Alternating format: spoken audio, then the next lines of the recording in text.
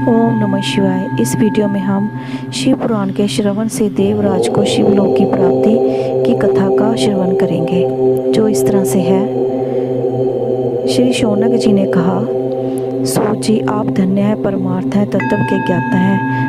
आपने कृपा करके हम लोगों को यह बड़ी अद्भुत एवं दिव्य कथा सुनाई है। भूतल पर इस कथा के समान कल्याण का सर्वश्रेष्ठ साधन दूसरा कोई नहीं है। ये बात हमने आज आपकी कृपा से निश्चयपूर्वक समझ ली है। सो जी, कलयुग में इस कथा के द्वारा कौन कौन से पापी शुद्ध होते हैं, उन्हें कृपा करके बताइए और इस जगत को कृतार्थ कीजिए। फिर सूजी बोले, मुने, जो मनुष्य पापी, दुराचारी, खल तथा काम क्रोध आदि से निरंतर डूबे रहने वाले हैं, वे भी इस पुराण के श्रवण पठन से अवश्य ही शुद्ध हो जाते हैं। इसी विषय में जानकर मुनि इस प्राचीन इतिहास का उदाहरण दिया करते हैं, जिसके श्रवण से पापों का पूर्णतः नाश हो जाता है। फिर सूजी ने देवराज की कथा शौनक जी को सुनाना आरंभ करा।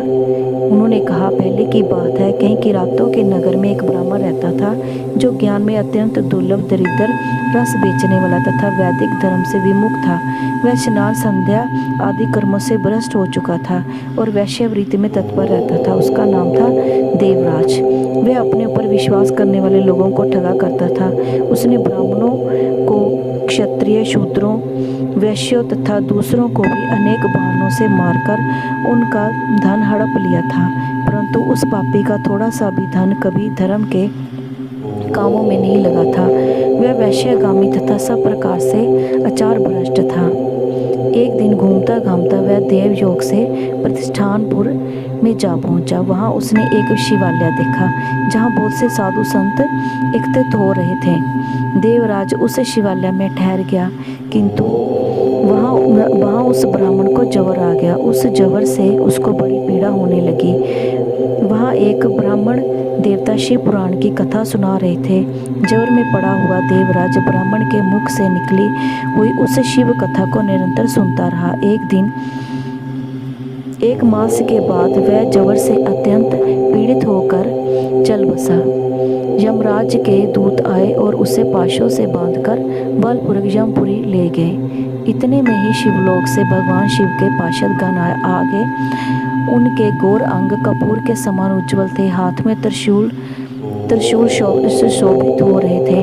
उनके संपूर्ण शरीर पर भस्म थी और रुद्राक्षों की मालाएं उनके शरीर की शोभा बढ़ा रही थीं। वे सबके सब क्रोधपूर्वक यमपुरी में आए और यमराज के दूतों को मार पीट कर बार बार धमका कर उन्होंने देवराज को उनके चुंगल से छुड़ा लिया और अत्यंत अद्भुत विमान पर बिठाकर जब वे देवदूत कैलाश जाने को उद्यत हुए, उसी समय यमपुरी में बड़ा भारी कोलाहल मच गया। उस कोलाहल को सुनकर धर्मराज अपने भवन से बाहर आए। साक्षात दूसरे रुद्रों के समान प्रतीत होने वाले उन चारों दूतों को देखकर धर्मराज ने कहा, विधि पूर्वक पूजन किया और ज्ञान दृष्टि से देखकर सारा वृत्तांत समझ लिया। उन्होंने भय के कारण भगवान शिव के उन महादूतों को कोई बात नहीं पूछी, उल्टा उन सब की पूजा व प्रार्थना की। तत्पश्चात वे शिवदूत कैलाश को चले गए और वहां पहुंचकर उन्होंने उस ब्राह्मण को दया सागर शाम शिव के हाथों में दे दिया।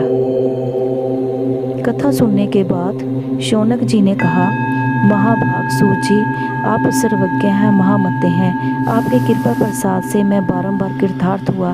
इस इतिहास को सुनकर मेरा मन अत्यंत आनंद में निमग्न हो रहा है। अतः अब भगवान शिव में प्रेम बढ़ाने वाली शिव संबंधी दूसरी कथाओं को भी कहिए। जो वो सारी कथाएं हम अब अपनी नेक्स्ट वीडियो में सुनेंगे।